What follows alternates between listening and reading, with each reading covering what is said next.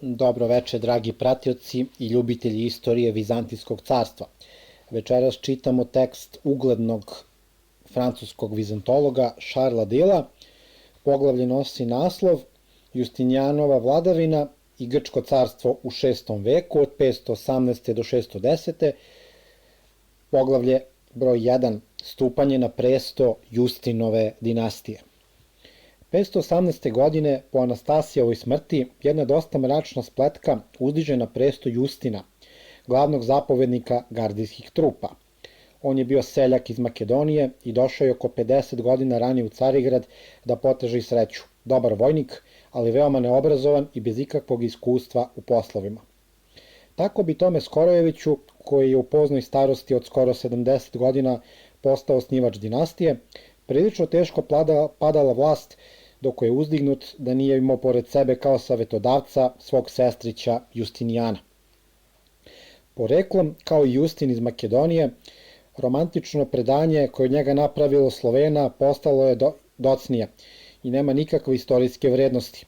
Justinijan je rano došao u Carigrad na poziv svoga ujaka i tu je bio vaspitan potpuno u rimskom i hrišćanskom duhu. On je imao smisla za poslove, zreo duh, izrađen karakter, sve što je bilo potrebno da postane pomoćnik novog gospodara. I on je u stvari vladao od 518. do 527. godine mesto Justina, očekujući da vlada sam u svoje ime od 527. do 565. godine.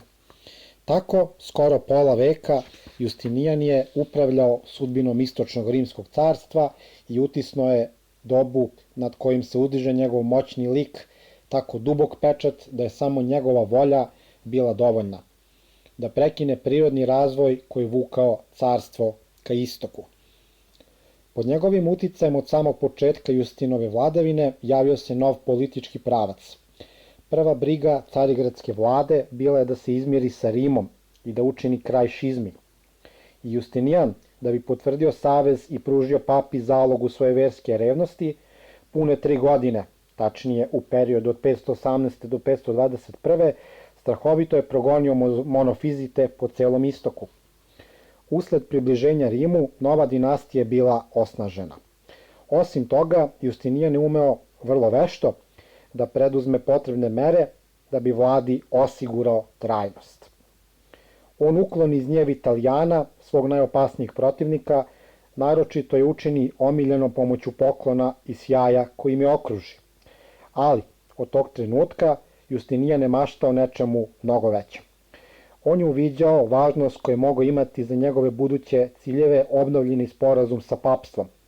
Zbog toga je papi Jovanu, prvom papi koji je posetio Novi Rim, priredio 525. godine veličanstven doček u prestonici.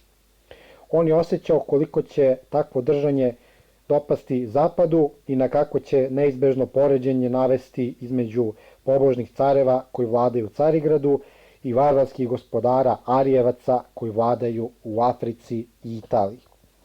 Na taj način on je pripremao velike planove koji će se ostvariti kada po Justinovoj smrti bude dobio svu vlast u svoje ruke.